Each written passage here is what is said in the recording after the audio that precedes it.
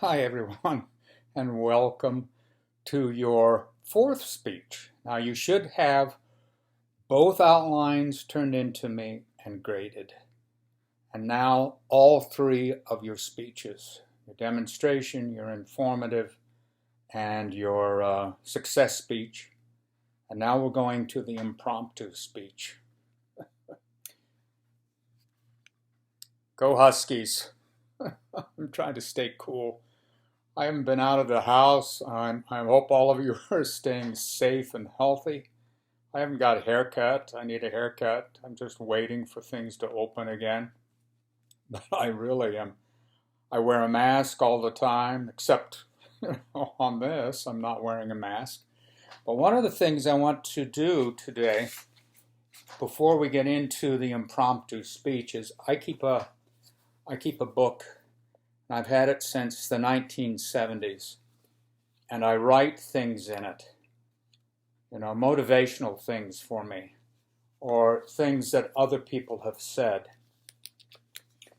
And this is one of the things, like I said, before we get into the impromptu speeches, this is one of the things I want all of you to listen to. This is my favorite quote, and it means a lot to me, and it should mean a lot to you. Press on. Nothing in the world can take the place of persistence. Talent will not.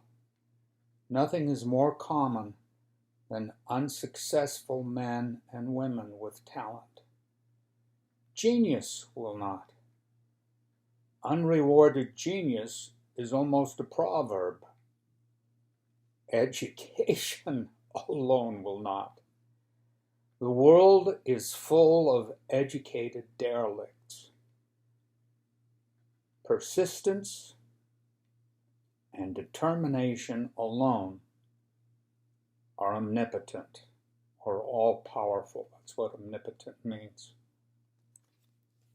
Now, I want to tell you a story about a guy who just phoned me a little while ago, just before I started this. I should turn off my cell phone in case, hold on a minute, in case he calls again.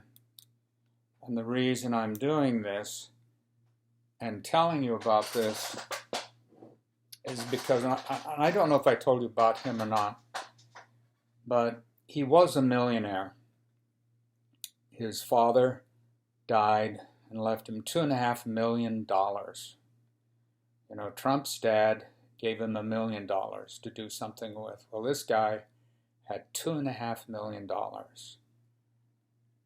And my mother, dear sweet mom, told me you should go to Denver because that's where he was living then, because that's where his father lived.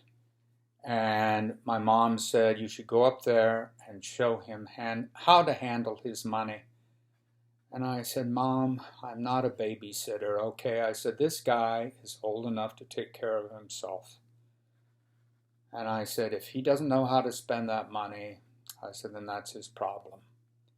Okay? So he had $2.5 million to invest. He was an alcoholic. And he was a chain smoker. And he loved the high life. And so he spent it all on living in fancy places, but usually in motels. But he did end up getting a couple of fancy places that he lived in.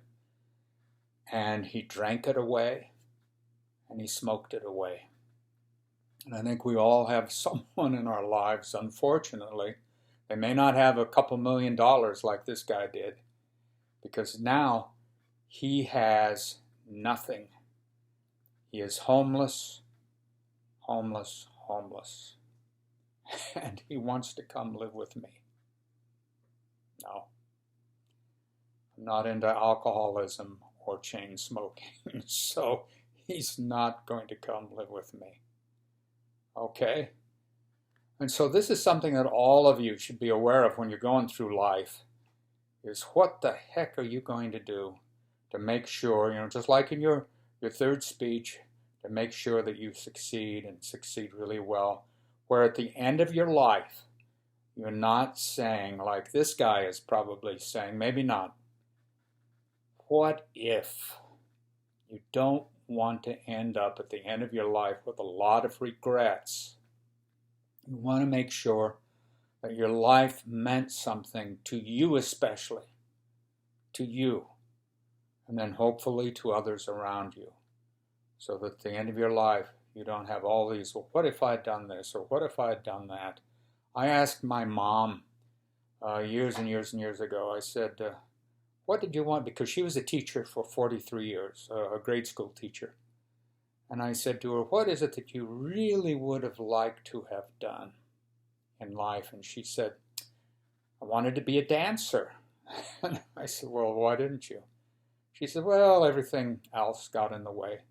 She grew up in the Great Depression, so she, became a teacher, so she would have a job. And I asked my dad the same thing. I said, what was it that you wanted to do? Because he was worked on the railroad. He worked on the CB&Q, the Chicago, Burlington, and Quincy Railroad, back in the Midwest, in Iowa, Illinois, Nebraska, I think. And I said, what is it that you wanted to do? And he said, I wanted to be a lawyer. And I said, well, why didn't you? And he said, I don't know. I just didn't. He was a wonderful carpenter. I still have things. I don't think there's anything in my office here that's of his. I have some artwork in the back that a friend of mine was an artist, and he made that. But I have some things downstairs that my dad made. He was a wonderful carpenter. And I made a clock, or I made a clock. He made a clock that, he was just a great carpenter, but he wanted to be a lawyer.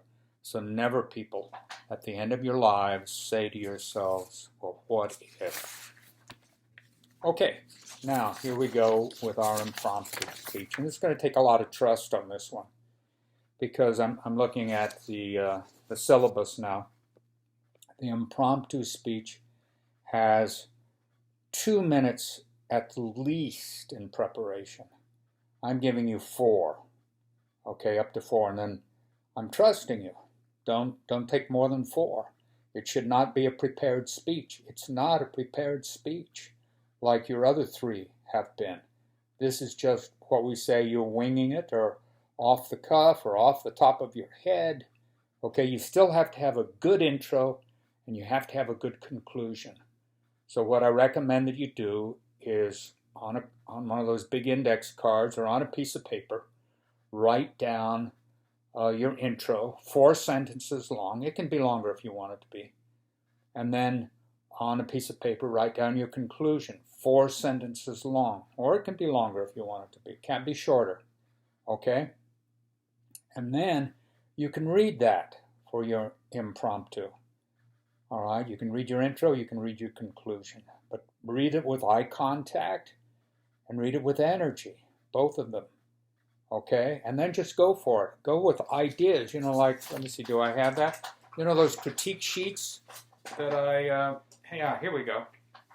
The critique sheets, I would recommend for your impromptu speech is just write down key words, okay? And then look at them and say, this is where I'm going to begin. Now I'm going to go here, here, here, here, here. And then I'm going to end with a really strong conclusion. You can do it that way, or you can just go for it. Some of you, on your speeches, you have really good energy. You have good thoughts. And it sounds to me at times that, you're talking off the top of your head. And it's pretty good doing that. And then others of you, you just read everything. Well, this one you can't. You cannot read, you cannot memorize. And I know when you're reading. Okay, I can see your eyes up here. You're looking at what you've written up here or down here or whatever. Don't read. Okay, don't memorize. It should be a really fun speech for you. And so I have a list, and then I get to choose the topics, and then I will put this list on your emails for you, just in case you can't see this list, because I just wrote it down now for all of you. I just thought, well, at least these sound like you might have fun with them. Let me see, before I go into the list. Yeah, so the speech is 2.5 minutes to 3 minutes long. No more, no more 5 minutes, 6 minutes, 7 minute speeches. Only 2.5 to 3 minutes long. All of your other speeches, your fifth speech, your culture speech, and your persuasive speech, those are going to be 3 minutes long. Okay, that cannot be 5 minutes. Only 3 minutes long for the last 3 speeches, starting with your impromptu. Okay, 3 minutes long. Let's see, what else here? Oh yeah, no outline is required, no visual aids unless you have a visual aid. I happen to have one because I wrote down, all of the topics that you can choose from. You can choose one of these topics, or some people like to put them together. Like 2 topics. You can do that, but don't choose more than 2. And I think you'll have a lot more fun if you just choose one, and then just have fun with it. It's just like I wrote you yesterday. It's like having a casual conversation with friends, just like I'm having with you right now. It's a casual conversation with my friends, okay? Which when I came into my class, that's how I always look on everyone, is my friends. Because if I don't, hell, you make enemies. And I have enough enemies the way it is, so I don't need any more. So I always try to treat you as my friends, and that way, I think I will get a better speech from you. If you can look on me as your friend, then I think, well then, you will do a lot better in this class. Okay, so here are, let's see, have I gone over everything now? Let me check. Yeah, the time. Okay, so here are the topics. And like I say, I will type out these topics on your email, send them out to you later on. So the first one, if you want to choose it, is trust. Okay, the second one is procrastination, because I know in this class, I've been pushing you people to do your speeches, and you procrastinate. You wait until the last minute, and then you get your speeches in. And then the third one is my hero. Okay? And you go any way with any of these that you want to. You can be positive, you can be negative, you can complain, you can be happy, whatever you want to do with these. Your hero it's up to you. It can be a movie star or someone in your family. And then the fourth one is, let's see, what is that one? Online classes, because I don't like teaching online classes. Okay. And this has been annoying for me because I like face-to-face. I like seeing you all in person and talking to you and get to know you and see what you're up to. But unfortunately, because of this pandemic, and I hope all of you are staying safe and you're staying well, and you're wearing your mask, okay? And then the next one is the happiest time in your life, okay? The happiest time in your life. And then the next one is the funniest thing that ever happened to you, okay? The funniest thing that ever happened to you. And the last one is, because I still remember mine, my first date or my first kiss. And I remember both of them. Okay? So those are the 7 topics that you get to choose from. And I will get them, I will type them out, and I'll get them to you tonight so that you'll have them.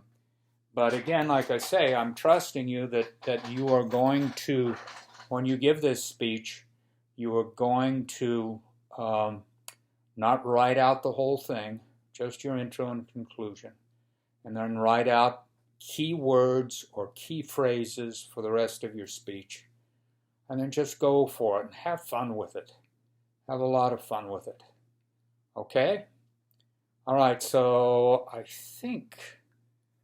can't think of anything else right now, so I'm going to give you a lousy conclusion.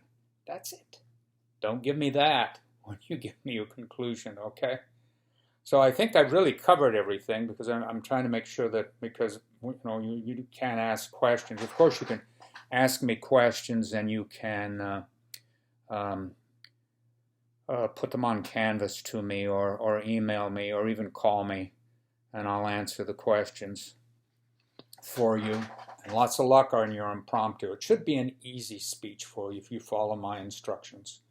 You should be able to get an A. All of you should get an A on this speech. And all of you make sure that you have everything at the end of the semester. You've done everything. So that, because remember, look at the syllabus, what I've said about your grades. If you don't turn in something and you don't get a grade on it, then your grade will go down. Okay, so on that sour note, why, have fun with this speech. Okay?